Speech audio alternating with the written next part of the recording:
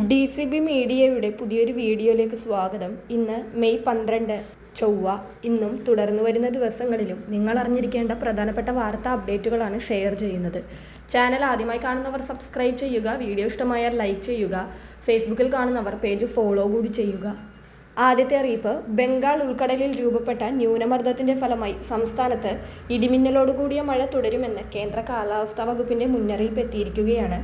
അടുത്ത 5 ദിവസത്തെ മഴ സാധ്യത പ്രവചനത്തിൽ കാലാവസ്ഥാ വകുപ്പ് വിവിധ ജില്ലകളിൽ യെല്ലോ അലേർട്ട് പ്രഖ്യാപിച്ചു.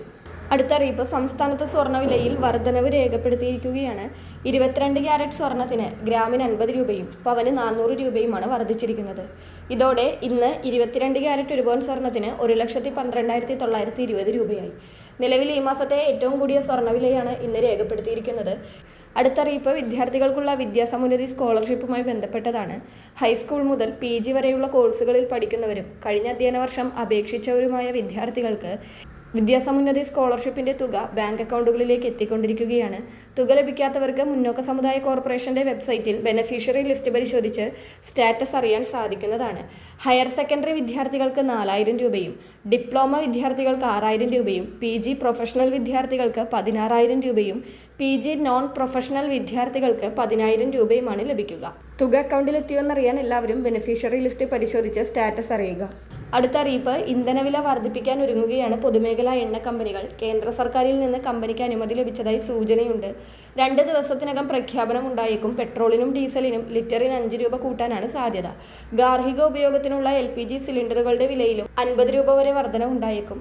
അടുത്തറിയിപ്പ്, LPG ഗാർഹിക സിലിണ്ടറിനുള്ള സബ്സിഡി നിർത്തലാക്കുമെന്ന് കാണിച്ച് ഉപയോക്താക്കൾക്ക് എണ്ണ കമ്പനികളുടെ സന്ദേശം എത്തിയിട്ടുണ്ട്. കഴിഞ്ഞ 6 വർഷമായി സാധാരണക്കാർക്ക് ഗാർഹിക പാചകവാത സിലിണ്ടറിന് യാതൊരുവിധ സബ്സിഡിയും കേന്ദ്ര സർക്കാർ നൽകാത്ത സാഹചര്യത്തിലാണ് എണ്ണ കമ്പനികളിൽ നിന്ന് ഇത്തരമൊരു സന്ദേശം. പ്രധാനമന്ത്രി ഉജ്ജ്വല യോജന പദ്ധതി പ്രകാരം ദാരിദ്ര്യരേഖയ്ക്ക് താഴെയുള്ള 10 കോടിയോളം ആളുകൾക്ക് മാത്രമാണ് നിലവിൽ 300 രൂപ സബ്സിഡി ലഭിക്കുന്നത്.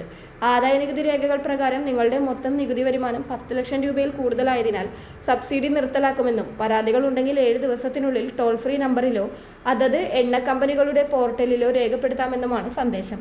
10 ലക്ഷം രൂപയ്ക്ക് മുകളിൽ വാർഷിക വരുമാനമുള്ളവരെ LPG സബ്സിഡിയിൽ നിന്ന് ഒഴിവാക്കിയുള്ള 2015 കേന്ദ്ര സർക്കാർ ഉത്തരവിന്റെ അടിസ്ഥാനത്തിൽ കേന്ദ്ര സർക്കാർ നിർദ്ദേശപ്രകാരമാണ് ഇപ്പോൾ രാജ്യത്തെ എല്ലാ ഉപഭോക്താക്കൾക്കും സന്ദേശം അയക്കുന്നതെന്നാണ് എണ്ണ കമ്പനികൾ നൽകുന്ന അനൗദ്യോഗിക വിശദീകരണം. അതേസമയം എണ്ണ കമ്പനികൾ ആദായനികുതി വിവരങ്ങൾ പരിശോധിക്കുന്നത് സ്വകാര്യതയിലേക്കുള്ള കടന്നുകയറ്റമാണെന്ന വിമർശനവും ഇതിനകം ഉയർന്നിട്ടുണ്ട്. വളരെ പ്രധാനപ്പെട്ട ഈ വാർത്താ അപ്ഡേറ്റുകൾ മറ്റുള്ളവർക്ക് കൂടി ഷെയർ ചെയ്യുക.